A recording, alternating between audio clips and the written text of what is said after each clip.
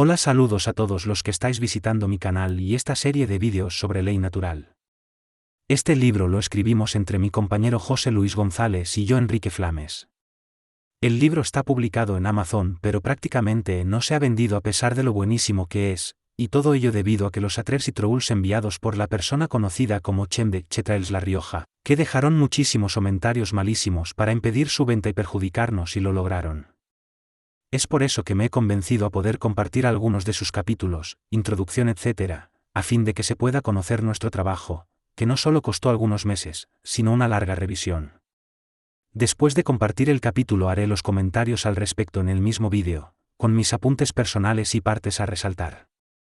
Usaré una voz IA diferente tanto para los comentarios como para el cuerpo del libro.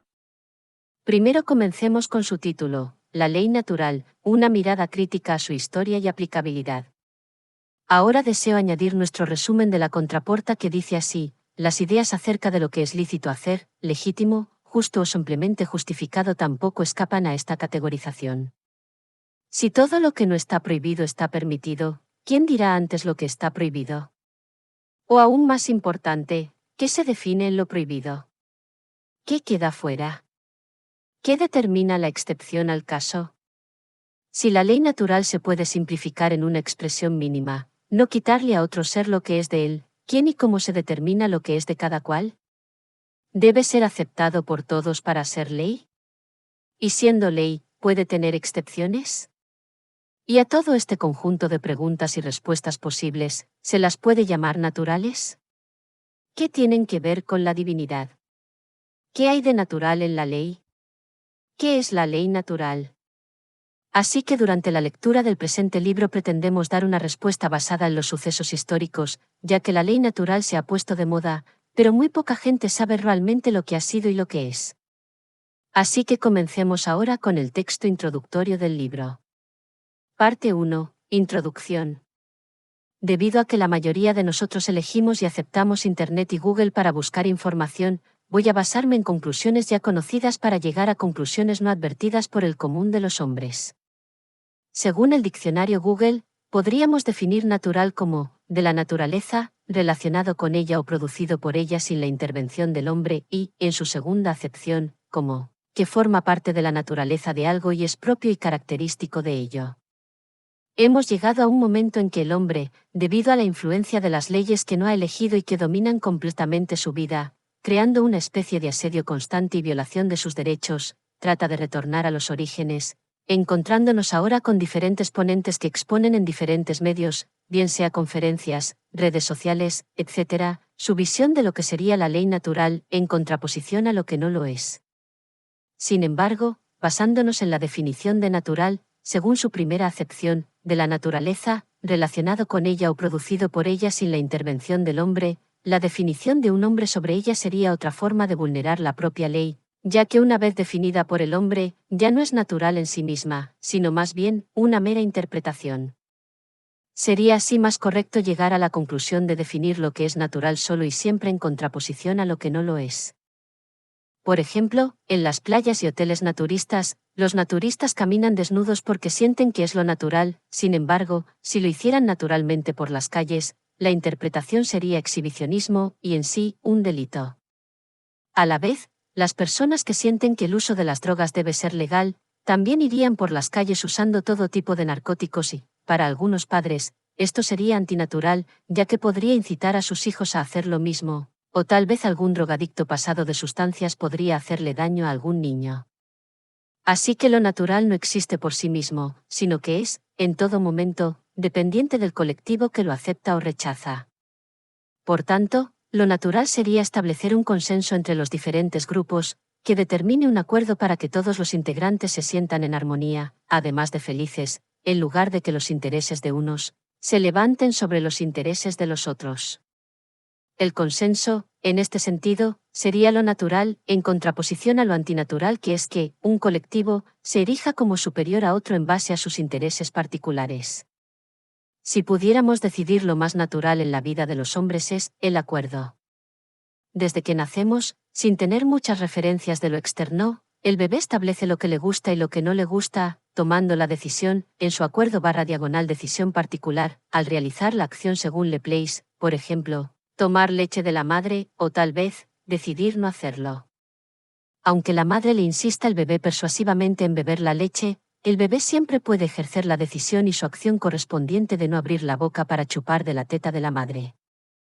Naturalmente, el principio del libre albedrío o el derecho a estar de acuerdo con una decisión sobre algo existe desde los orígenes de la vida humana, en contraposición a ser obligado a hacer algo que no te gusta.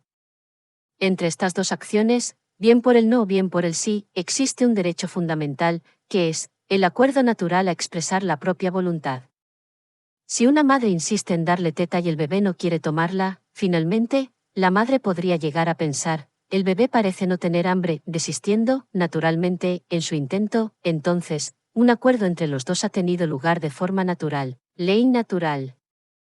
El acuerdo no solo es lo natural entre madre e hijo, sino entre uno, consigo mismo. Cuando uno se levanta por la mañana y se da cuenta que es tarde para llegar al trabajo, pero a su vez, tiene muchas ganas de ir al baño, también sucede un acuerdo, una expresión natural de la selección natural entre dos posibilidades y dos elecciones. Llegar a tiempo y luego ir al baño en el trabajo, con el fin de no ser amonestado, simplemente, satisfacer sus ganas e ir al baño inmediatamente.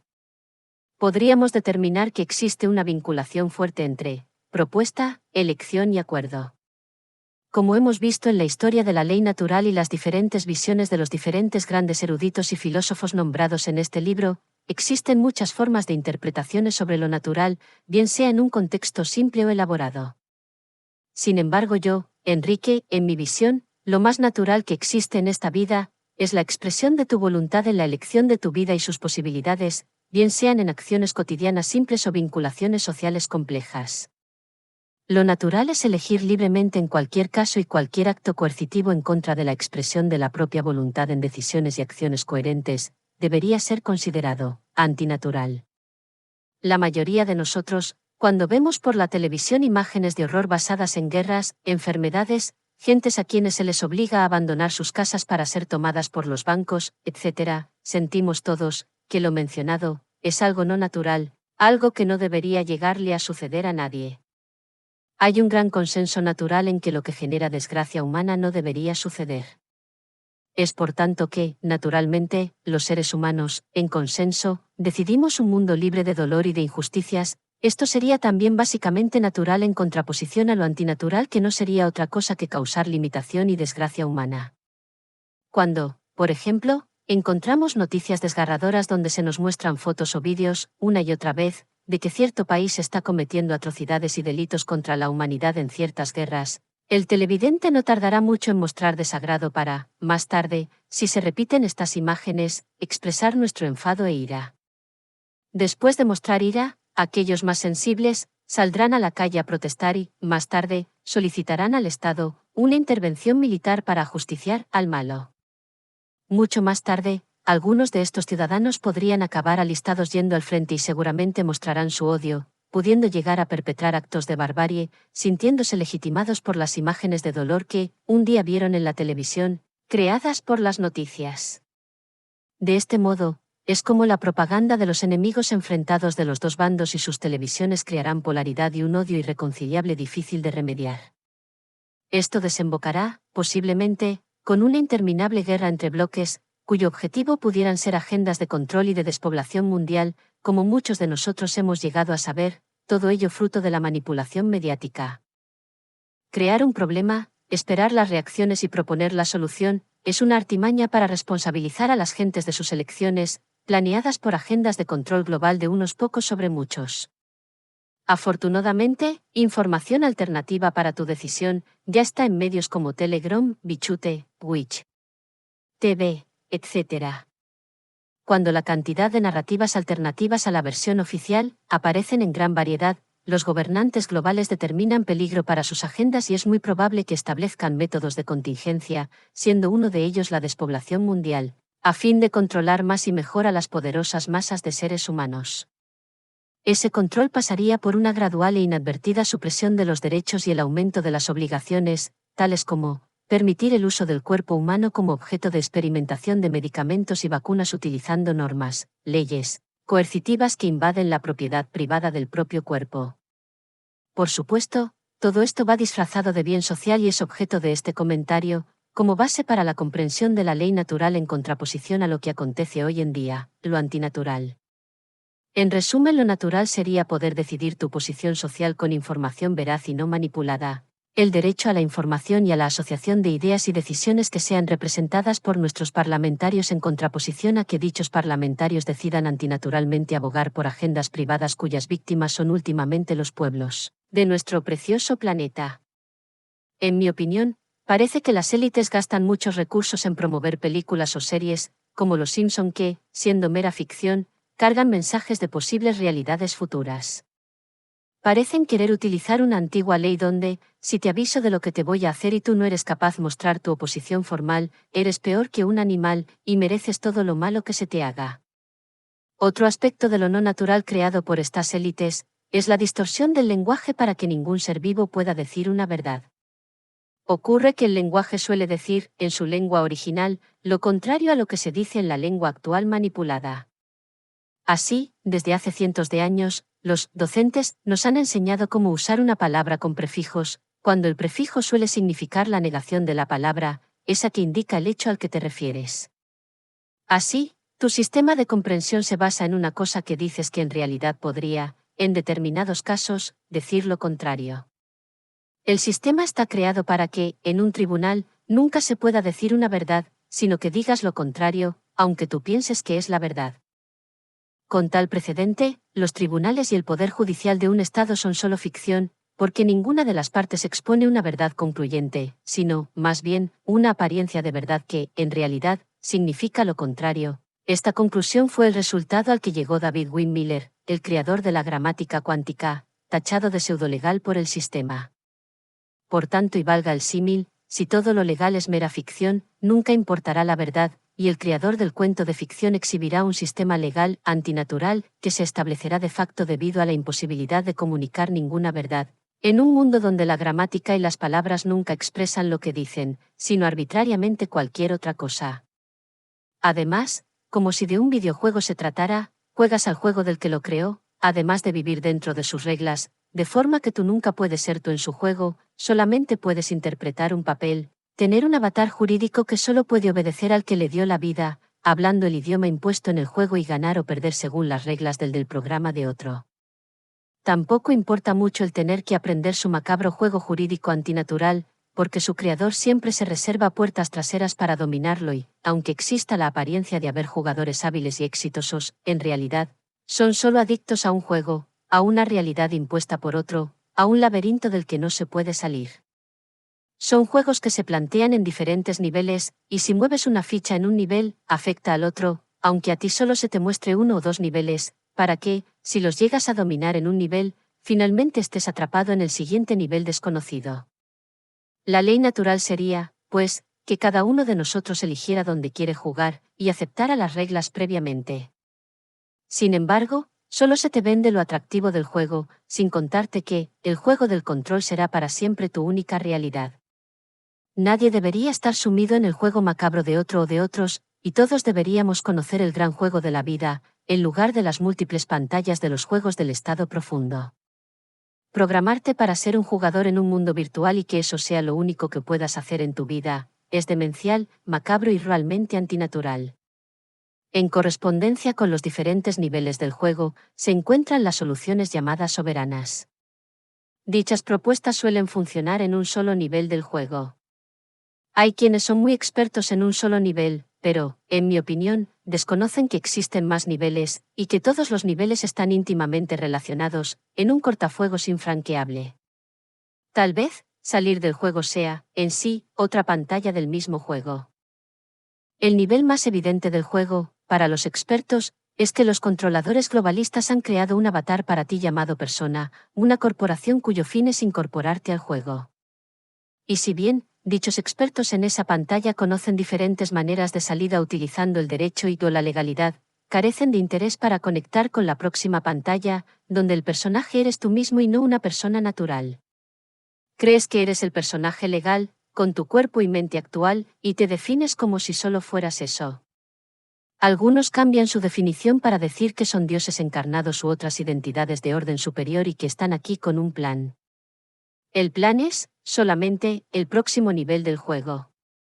Mientras jugamos a uno u otro juego del laberinto, el creador de juegos se nutre de nuestra energía de lucha y agotamiento, justo como aquellos que disfrutan de las peleas de perros o gallos. Y claro, es posible que muchos nieguen que existe ningún juego y, tal vez, desde un nivel de experiencia, sea esto una gran verdad, pero mientras haya ganancia, pérdida, lucha, resistencia y desgaste físico, emocional, etc., podemos ver similitudes con los efectos que experimentan los adictos a los videojuegos. Cuando atendemos a nuestros propósitos básicos como seres vivos, de existir, ser felices, obtener nuestros deseos y pasar fácilmente a través de obstáculos, mientras que ciertas reglas del juego impiden a unos realizar sus propósitos y facilitan a otros lo contrario, podemos decir que es un juego desigual, macabro y, por supuesto, antinatural. Cuando vemos cómo las autoridades y corporaciones de todo tipo, pero especialmente las farmacéuticas, deciden jugar con el cuerpo de los humanos para sus experimentos, y que este juego de experimentación también es utilizado por los medios de información para crearte una vida de reacciones basadas en el miedo, podemos establecer, claramente, lo que es contrario a lo natural. El símil de un juego desigual determina lo antinatural de la vida que nos ha tocado vivir, donde lo natural sería no vivir juegos ni programas de otros. La ley natural sería, en resumen, vivir en un entorno sin juegos ni manipulaciones, en justicia y verdad, sin corrupción y pudiendo expresar la propia verdad de la voluntad social de cada individuo social. En cuanto a las soluciones para aquel que no quiere jugar más y desea descansar, nuestra propuesta no podría ser pasar a la próxima pantalla del mismo juego. Sería, más bien, el observar cuál es la salida de todo juego y, si para ello se necesita pasar por algunas pantallas, encontrando el guía adecuado. Los ilusionistas venden sus juegos como verdades y todos sabemos que lo que vemos no es verdad, sino solo una ilusión, pero aún así la ilusión se presenta como algo real. Somos conscientes de que no es la verdad, solo una mera apariencia creada para que la ilusión parezca real. En el teatro infinito de la manipulación de programas internos de percepción conocidos como karma, y programas externos de percepción creados por los magos de la ilusión, necesitaremos dos tipos de soluciones, la soberanía interna y la soberanía externa. Resumiendo, lo natural está exento de juegos y manipulaciones, lo antinatural es que uno viva la vida de un programa, bien sea social o jurídico, leyes que solo son las agendas de otros. Estar engañado viviendo la vida de un programador social es no vivir tu propia vida y tu propia decisión, mientras que decidir vivir tu propia vida en coherencia con tus valores y decisiones, con tus propias elecciones o contratos sociales sería lo más natural. En mi opinión, no existe derecho más natural que el derecho a elegir por uno mismo y por la vida que un ser desea experimentar, es la libertad, es el principio de autodeterminación individual. Bien, pues una vez finalizada la introducción paso a realizar mis comentarios personales a ella. La introducción que hemos escrito busca abrir una puerta a la reflexión sobre el concepto de ley natural no desde una definición cerrada ni impuesta, sino desde la experiencia más básica del ser humano. Comenzamos con una idea aparentemente sencilla, que lo natural es aquello que existe sin intervención del hombre, pero rápidamente nos damos cuenta de que cualquier intento nuestro por definirlo ya lo transforma en algo interpretado, manipulado, incluso artificial. Es decir, si queremos hablar de naturaleza o de libertad real, debemos hacerlo desde lo que se vive espontáneamente, sin imposiciones externas. Para eso usamos ejemplos cotidianos como el bebé que decide si tomar o no la leche, mostrando cómo incluso antes de hablar, caminar o pensar racionalmente, tenemos la capacidad de elegir. Esa elección, ese acuerdo interno que se traduce en acción, es el fundamento mismo de lo que proponemos como ley natural, el derecho innato e inalienable de cada persona a decidir libremente sobre su propia vida. Desde una mirada más académica, este planteamiento dialoga con corrientes filosóficas clásicas y contemporáneas. La idea del libre albedrío como base de la acción humana tiene resonancias en el pensamiento contractualista, especialmente en autores como Hobbes, Locke y Rousseau, aunque aquí se lleva a un nivel más práctico y existencial. También toca temas profundos de semántica y lenguaje, recordándonos cómo las palabras pueden ser manipuladas para crear realidades legales ficticias, tal como señala David Wynn Miller con su teoría sobre la gramática cuántica. Además, podemos vincular esta crítica con enfoques postestructuralistas que alertaban sobre cómo el poder construye verdades aparentes para mantener estructuras de control. El texto también hace una denuncia contundente contra los mecanismos actuales de dominación global, especialmente aquellos que utilizan la información como herramienta de manipulación. Las noticias repetidas hasta el cansancio generan reacciones emocionales predecibles que luego se traducen en decisiones políticas, sociales e incluso bélicas. Esto recuerda a la conocida técnica de problema-reacción-solución, donde se crea un caos artificial para luego ofrecer una solución que, en realidad, era el objetivo inicial.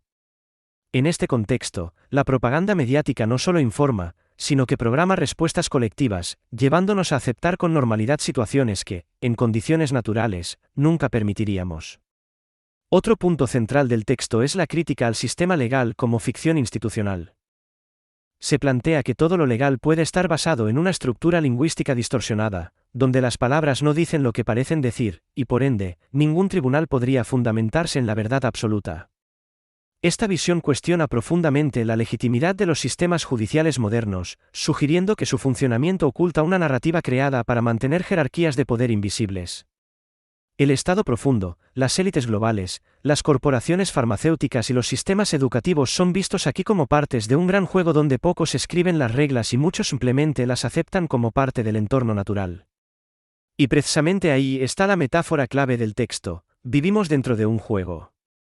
Un juego complejo, con múltiples niveles, donde cada vez que creemos que entendemos las reglas, descubrimos que hay otro nivel más arriba que las redefine.